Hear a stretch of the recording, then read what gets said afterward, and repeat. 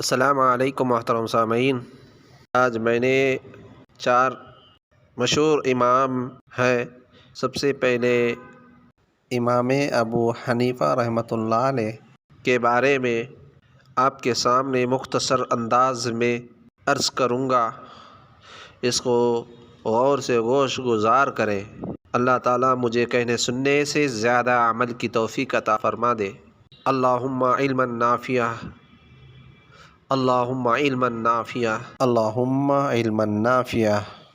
بسم اللہ الرحمن الرحیم۔ حضرت سامعین، حضرت امام ابو حنیفہ رحمۃ اللہ علیہ 4 مشہور امام ہیں۔ امام مالک، امام احمد بن حنبل، امام شافعی، امام ابو حنیفہ رحمۃ اللہ علیہ، یہ مشہور شخصیت علماء ہیں۔ اللہ تعالیٰ ان باتوں پر صحیح عمل کرنے کی توفیق عطا فرما دے۔ انہوں نے دین کو عام کرنے کے لیے کئی مشقتیں برداشت کی ہیں۔ حضرت امام ابو حنیفہ نعمان بن ثابت رحمۃ اللہ علیہ کی پیدائش سن ہجری 70 میں ہوئی۔ ان کا خاندان تجارت کیا کرتا تھا۔ انہوں نے رسول اللہ صلی اللہ علیہ وسلم کے جلیل القدر صحابی اور خادم خاص حضرت انس بن مالک رضی اللہ تعالیٰ عنہ وغیرہ کو دیکھا ہے۔ اللہ تعالیٰ نے انہیں زبردست حافظہ عنایت فرمایا تھا۔ وہ غریبوں کی مدد، پڑوسی کا خیال اور اس کے حقوق کی ادائیگی، دشمنوں اور حاسدوں کے ساتھ بھی دوستانہ برتاوا کیا کرتے تھے۔ عبادت کے بارے میں یہ حال تھا، پوری رات اللہ کی عبادت کرتے اور اللہ تعالیٰ کے ڈر سے اتنا روتے کہ بہار سنائی دیتا تھا۔ یہاں تک کہ پڑوس والے نے ان پر ترس کھاتے تھے۔ ناصر بن حاجب کہتے ہیں کہ میں کبھی کبھی رات کو امام ابو حنیفہ رحمۃ اللہ علیہ کے ساتھ سو جاتا تھا۔ میں نے ان کو دیکھا کہ وہ ساری رات نماز پڑھتے رہتے اور ان کے آنسو بارش کی طرح چٹائی پر گرتے رہتے ہیں۔ گرنے کی آواز سنتا تھا۔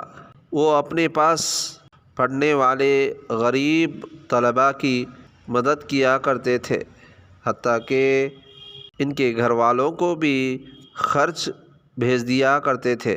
حاکموں اور بادشاہوں سے بہت درد رہتے، ان کی ہدیہ اور تجارت قبول نہیں کرتے تھے، ان کی ہدیہ اور تحفہ قبول نہیں کرتے تھے۔ ایک مرتبہ امام اعظم رحمۃ اللہ علیہ کی بے باکی اور حق گوئی سے متاثر ہو کر خلیفہ منصور کی بیوی نے 50,000 درہم ایک باندی اور ایک خوبصورت سواری آپ کے خدمت میں بھیجا، مگر یہ کہہ کر واپس کر دیا کہ میں نے جو کچھ کہا ہے وہ اللہ کے لیے اور اس کے دین کی حمایت میں کہا ہے، میرے مقصود دنیا کمانا نہیں ہے۔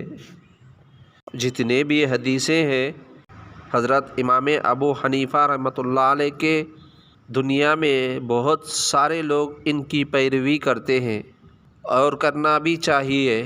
ایسے امام ابو حنیفہ رحمۃ اللہ علیہ عظیم الشان شخصیت ہے۔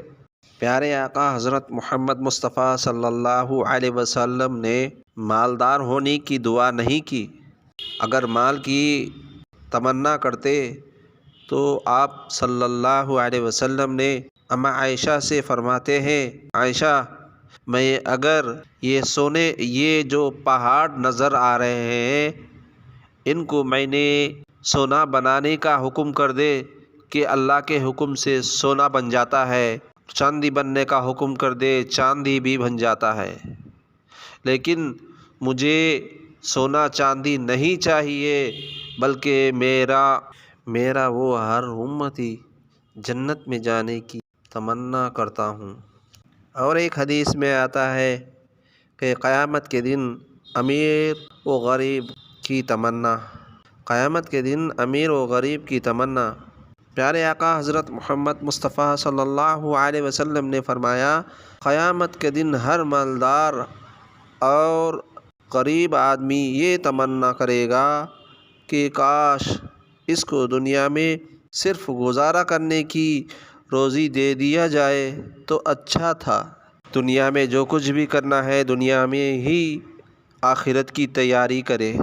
دنیا مسلمانوں کے لیے، مومن کے لیے قید خانہ ہے، اور کافروں کے لیے، اللہ کی نافرمانی کرنے والے، اللہ کے اور رسول کی نافرمانی کرنے والوں کے لیے دنیا جنت ہے۔